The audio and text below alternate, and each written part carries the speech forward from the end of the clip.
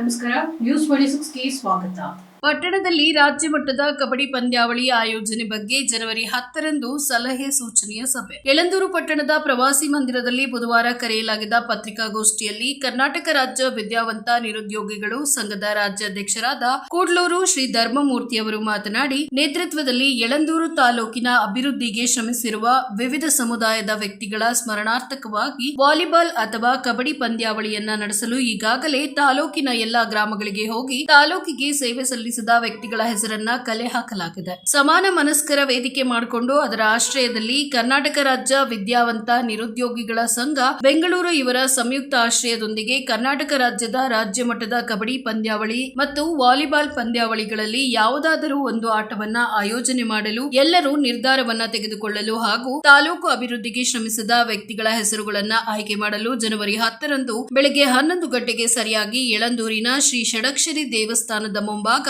ಎಲ್ಲಾ ಗ್ರಾಮಸ್ಥರು ಮುಖಂಡರು ಸಭೆಗೆ ತಾಲೂಕಿನ ಎಲ್ಲಾ ಸಂಘ ಸಂಸ್ಥೆ ಮತ್ತು ಜಾತಿ ಧರ್ಮದ ಮುಖಂಡರುಗಳು ಯುವಕರು ಹಿರಿಯರು ಹೆಚ್ಚಿನ ಸಂಖ್ಯೆಯಲ್ಲಿ ಭಾಗವಹಿಸಿ ತಮ್ಮ ಸಲಹೆ ಸೂಚನೆಗಳೊಂದಿಗೆ ಈ ಸಭೆಯನ್ನ ಯಶಸ್ವಿಗೊಳಿಸಬೇಕು ಅಂತ ರಾಜ್ಯಾಧ್ಯಕ್ಷರಾದ ಕೂಡ್ಲೂರು ಶ್ರೀ ಧರ್ಮಮೂರ್ತಿ ಮನವಿಯನ್ನ ಮಾಡಿದ್ರು. ಈ ಸಂದರ್ಭದಲ್ಲಿ ಬ್ಯಾಂಕ್ ನಿವೃತ್ತ ಅಧಿಕಾರಿ ಪುಟ್ಟಮಾದಯ್ಯ, ಗುಂಬಹಳ್ಳಿ ಮಹದೇವಯ್ಯ, ಡಾಕ್ಟರ್ ದೊಡ್ಡರಾಜು, ಗಣಿಗನೂರು ಚಂದ್ರಶೇಖರ್, ಜೆ ಲಿಂಗರಾಜು, ನಂಜುಂಡಸ್ವಾಮಿ, ಕೋಮರಾನಪುರ ಬಸವರಾಜ್, ರಾಜಶೇಖರ್, ಸೋಮಶೇಖರ್, ಮದ್ದೂರು, ಉಮಾಶಂಕರ್, ಗುರುಸ್ವಾಮಿ ಹಾಗೂ ಮುಖಂಡರುಗಳು ಹಾಜರಿದ್ದರು. ವರದಿ ಎಸ್ ಪುಟ್ಟಸ್ವಾಮಿ ಹೊನ್ನೂರು, ನ್ಯೂಸ್ 26 ಕನ್ನಡ, ಚಾಮರಾಜನಗರ. ನಮ್ಮ ಜೊತೆಯಲ್ಲಿ ಬಂದಿರತಕ್ಕಂಥ ವೈದ್ಯಮಾಡಿ ನಂಜುಂಡಸ್ವಾಮಿ ಅವರು ಮತ್ತೆ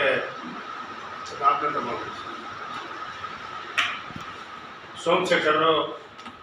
ನಮ್ಮ ಮಾಂಬಳ್ಳಿ ಸುಬ್ಬು ಹಾಗೂ ನಮ್ಮ ನಿವೃತ್ತಿ ಮ್ಯಾನೇಜರ್ ಆಗಿರ್ತಕ್ಕಂಥ ನಮ್ಮ ಪುಟ್ಟಮಾದಯ್ಯನವರು ಹಾಗೂ ಕಮಾನ್ಪುರದ ಬಸವರಾಜ್ ಅವರು ಆಶ್ರಯದಲ್ಲಿ ಯಳಂದೂರು ತಾಲೂಕಿನ ಸಮಾನ ಮನಸ್ಕರ ಒಂದು ವೇದಿಕೆಯನ್ನು ನಾವು ಪ್ರಾರಂಭ ಮಾಡಿಕೊಂಡು, ನಾನು ಕರ್ನಾಟಕ ರಾಜ್ಯದ ವಿದ್ಯಾವಂತ ನಿರುದ್ಯೋಗಿಗಳ ಸಂಘದ ರಾಜ್ಯಾಧ್ಯಕ್ಷರನ್ನಾಗಿ ಈ ಒಂದು ಯಳಂದೂರು ತಾಲೂಕಿನಲ್ಲಿರ್ತಕ್ಕಂಥ ಯಳಂದೂರು ತಾಲೂಕಿನ ಇತಿಹಾಸವನ್ನು ಮತ್ತೆ ಮರುಕಳಿಸೋದಕ್ಕೋಸ್ಕರ, ಸೃಷ್ಟಿ ಮಾಡೋದಕ್ಕೋಸ್ಕರ ನಾವು ಯಾರು ಈ ಒಂದು ತಾಲೂಕಿಗೆ ಸೇವೆ ಸಲ್ಲಿಸಿರ್ತಕ್ಕಂಥ ಜಮೀನು ಕೊಟ್ಟಿರ್ತಕ್ಕಂಥಾಗಿರ್ಬೋದು, ಶಾಲೆಗಳಿಗೆ ಜಮೀನು ಕೊಟ್ಟಿರೋದಾಗಿರ್ಬೋದು, ಅಥವಾ ಬಸ್ ಸ್ಟ್ಯಾಂಡಿಗೆ ಜಮೀನು ಕೊಟ್ಟಿರ್ತಕ್ಕಂಥಿರ್ಬೋದು, ಯಾವುದಾದ್ರು ನಮ್ಮ ಸ್ಮಶಾನಗಳಿಗೆ ಜಮೀನುಗಳು ಕೊಟ್ಟಿರ್ತಕ್ಕಂಥದ್ದಿರ್ಬೋದು, ಅಥವಾ ಹಾಸ್ಟೆಲ್ಗಳಿಗೆ ಜಮೀನುಗಳು ಕೊಟ್ಟು ಹಾಸ್ಟೆಲ್ನ ಸೌಲಭ್ಯಕ್ಕೋಸ್ಕರ ಮಕ್ಕಳ ಹಿತದೃಷ್ಟಿಯಿಂದ ಅವ್ರ ಮನೆಯಿಂದ ಕೆಲವು ಸಾಮಗ್ರಿಗಳನ್ನು ಅಥವಾ ಬೆಳೆಗಳನ್ನು ಬೆಳೆದರೂ ಕೂಡ ಅಂತಹ ಬೆಳೆಗಳನ್ನ ತಂದು ಹಾಸ್ಟೆಲ್ ಬೆಳೆಸಿ ಇವತ್ತು ಎಲ್ಲ ವಿದ್ಯಾರ್ಥಿಗಳು ಎಲ್ಲರಿಗೂ ಕೂಡ ಒಂದು ಸಾವಿರಾರು ಜನ ವಿದ್ಯಾರ್ಥಿಗಳು ಯಳಂದೂರು ತಾಲೂಕಿನಲ್ಲಿ ವಿದ್ಯಾವಂತರಾಗಿ ಅವರು ಎಲ್ಲರೂ ಕೂಡ ಎಲ್ಲ ಆಫೀಸರ್ಸ್ಗಳಾಗಿ ರಿಟೈರ್ಡ್ ಆಗಿರ್ತಕ್ಕಂಥ ಒಂದು ವ್ಯವಸ್ಥೆ ಈಗಾಗಲೇ ಕೆಲವರೆಲ್ಲ ಒಂದು ಸರ್ವಿಸಲ್ಲಿ ಇರ್ತಕ್ಕಂಥ ಒಂದು ವ್ಯವಸ್ಥೆನ ನಾವು ಕಾಣ್ಬೋದು. ಹಾಗಾಗಿ ಅಂಥವರ ಒಂದು ಸೇವೆಗೋಸ್ಕರ, ಬಡವರ ಮಕ್ಕಳ ಸೇವೆಗೋಸ್ಕರ ಈಗ ವಿವಿಧ ಜಾತಿಯ ಎಲ್ಲ ಜಾತಿಯ ಜನರ ಒಂದು ಸಮೂಹ ಮೂಲಕ ಎಲ್ಲ ಜಾತಿಯ ಅಂದರೆ ಎಲ್ಲ ಜಾತಿ ಜನರು ಕೂಡ, ಅದು ನಾಯಕರಿರ್ಬೋದು, ಲಿಂಗಾಯತರಿರ್ಬೋದು, ಶೆಟ್ರು ಇರ್ಬೋದು, ಮತ್ತೆ ಉಳಿದಂಥ ಎಲ್ಲ ಜಾತಿಗಳು ಕೂಡ ಯಾರ್ಯಾರು ಸೇವೆ ಮಾಡಿರ್ತಕ್ಕಂಥ ಅವ್ರ ಜಾತಿಗೆ ಸೇವೆ ಮಾಡಿರ್ತಕ್ಕಂಥದ್ದು ಇರ್ಬೋದು, ಅಥವಾ ಜನಾಂಗೀಯ ವಿಚಾರದಲ್ಲಿ ಸೇವೆ ಮಾಡಿರ್ಬೋದು, ತಾಲೂಕು ವಿಚಾರದ ಬಗ್ಗೆ ಸೇವೆ ಮಾಡಿರ್ತಕ್ಕಂಥದ್ದು ಇರ್ಬೋದು, ಇವರೆಲ್ಲರೂ ಕೂಡ ತೀರೋಗಿದ್ರು. ಅವರು ಅವರ ಸರ್ವಿಸ್ ಮಾತ್ರ ಅವರು ನಾವು ಒಂದು ಗಾದೆ ಹೇಳ್ತಾರೆ, ನಾವು ಇರೋವರೆಗೆ ಹೆಸರು, ಸತ್ ಮೇಲೆ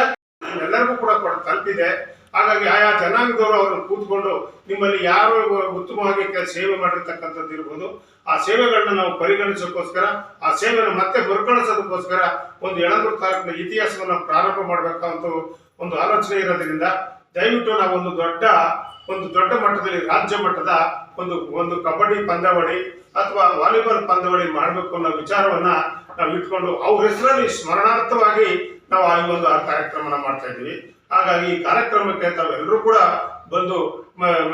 ದಿನಾಂಕ 10ನೇ ತಾರೀಕು 10/1/2025 ಷಡಕ್ಷರಲ್ಲಿ ಕರೆದಿರ್ತಕ್ಕಂಥ ಸಭೆಗೆ ಎಲ್ಲರೂ ಕೂಡ ಇಡೀ ತಾಲೂಕಿನ ಎಲ್ಲಾ ಸಮುದಾಯದವರು ಕೂಡ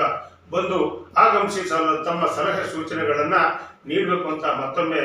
ಎಲ್ಲರಲ್ಲೂ ಕೂಡ ಎಲ್ಲ ಸಮುದಾಯದ ಎಲ್ಲ ಜನಾಂಗದವ್ರಿಗೂ ಕೂಡ ನಾನು ಮತ್ತೊಮ್ಮೆ ಮನವಿ ಮಾಡಿಕೊಳ್ಳಕ್ಕೆ ಇಷ್ಟಪಡ್ತೇನೆ. ಇದಾಗಿತ್ತು ಇವತ್ತಿನ ವಿಶೇಷ. ಇನ್ನಷ್ಟು ಸುದ್ದಿಗಾಗಿ ನೋಡ್ತಾ ಇರಿ ನ್ಯೂಸ್ 26 ಕನ್ನಡ. ನಾವು ನಿಮ್ಮೊಂದಿಗೆ.